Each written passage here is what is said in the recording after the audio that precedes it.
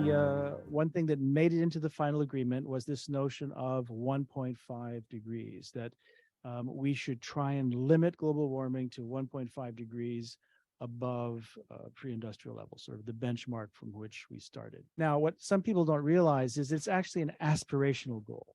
The sort of binding target, to the extent there is one in the Paris Agreement, is actually well below 2 degrees. But advocates fought hard and got that 1.5 in there. And it seemed like window dressing at first, but it was turned out to be much more than that. And now today, that is the de facto target for business, for governments. That's all that anybody talks about at this point. So in that sense, that was a success. So in 2018, the IPCC released this report because governments in Paris said, well, what does that mean? What does 1.5 mean? What's the actual difference, for example, between letting global warming go to 1.5 or 2 degrees? Is it worth the extra cost and effort, coming back to economics, to try and ratchet down those temperatures that extra half a degree or not? So scientists got to work, they issued this report, and the thundering conclusion was, beyond even their own expectations, yes, it does make a huge difference.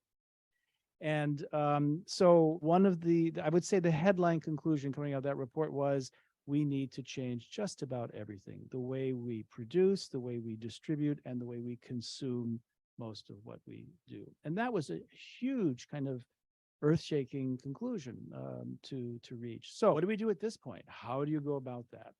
And I think we're seeing a clear split between, on the one hand, people who are taking that, let's say, at face value and saying we do need to change the way we consume, the way we live, the way we produce things, and that's going to change our lives, and it should change our lives. But there's another approach to that, which is saying, well, okay, maybe in theory you're right, but is that realistic? Are people really going to allow their lives to be changed that much? And there's kind of built-in skepticism to that question. And if you think the answer is no, then you're going to be more inclined to say, well, maybe there are other ways to tackle this.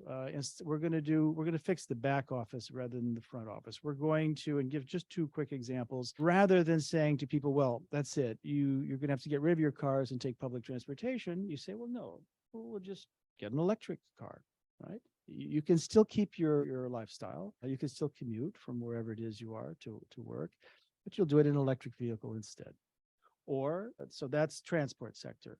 How about food, right? So we all know at this point that meat is a huge contributing factor, especially beef, to global warming throughout not just the cows themselves, but all the grain that's grown to feed them and the forests that are destroyed in order to plant the grain. So what do you do about that? Well, again, you see these two approaches. Some people are saying, let's convince people that they can change their diets. It's better for them anyhow. It's healthier. And this is the way to tackle the problem. And ultimately, we will need to do that. And others are saying, well, there are other solutions. Let's find a different feed for the cows so that they belch less methane. Let's make grass-fed instead of grain-fed. Let's try lab-grown meat. So in other words, again, this idea of finding solutions that don't force us to change our lifestyle. So there's this great divide, I'll just sum up there, I think, between these two approaches, and we're going to see that kind of tension playing out over the coming years.